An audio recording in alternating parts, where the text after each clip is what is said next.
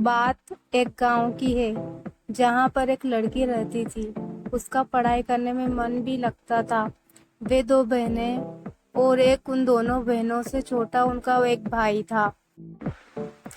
लेकिन उसके माता पिता को बस एक ही डर हमेशा लगा रहता था कि कल कदे कोई थारी लड़की के साथ कुछ गलत ना हो जाए। इसी डर के कारण उसके माता पिता और उसकी बुआ ने मिलकर जल्दी जल्दी में उस लड़की की शादी कर दी। जिस लड़के के साथ उसकी शादी हुई वह उससे 10 साल बड़ा था। उससे उसके बारे में काफी कुछ बताया गया था कि इसके पास तो काफी पैसे हैं, तू शादी के बाद मौज करेगी। अब शादी के बाद जो सभी लड़कियों के साथ होता है, ऐसा ही उस लड़की ने भी सोचा था कि तेरे साथ भी ऐसा ही होगा। पर जैसे ही वह अपने ससुराल गई, वहां पर उसने पाया कि उसके ससुर की तो शादी से पहले ही मौत हो चुकी थी।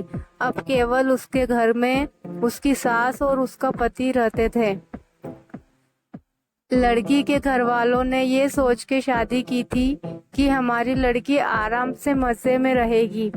लड़की के माता पिता ने ब्याज पर भी पैसे लेकर उसकी शादी में बढ़ चढ़कर खर्च किया, पर उन्हें क्या पता था कि उन्होंने अपनी लड़की को एक दहेजी घर में बेच दिया था। अब तो दहेजी कथा शुरू होनी ही थी। शादी के 10 ही दिन बाद उसकी सास और पति ने उस लड़की को कहा कि मेरी सरकारी नौकरी लग जाएगी तो तू अपने घर से 70,000 रुपए ला के दे दे। तो वह अगले दिन अपने घर आई तो उसने ये बात अपनी माँ को बताई। तब धीरे से उसकी माँ ने यही बात उसके पिता को भी बताई। उसके पिता ने सोचा कोई बात नहीं, अपनी बेटी से तो देने हैं। उसके पिता ने कहा कि बेटी ले जा, कोई बात नहीं। अब पैसे लड़के के घर पहुंचने पर कुछ दिन तो वे सभी उससे प्यार करने लगे। जैसे ही वे पैसे खत्म हुए, तभी उन्होंने अपना गिरगिट की तरह फिर से रूप बदलना शुरू किया। अब की बार तो उनकी हद ही हो गई कि वे सभी उसे गंदी और बदचलन कहने लगे। उसको घर से बाहर तक नहीं जाने देते। अभी 3 ही महीने हुए थे उसकी शादी को, तो तभी उसकी सास भी चल बसी। बस फिर क्या था, अब तो और भी उसकी लड़की के साथ ज्यादा गलत होना शुरू हो गया। उसका पति जब भी घर से बाहर जाता तो वह हर घर की चीज को ताला लगा के और उसके एक कमरे में बंद करके जाने लगा।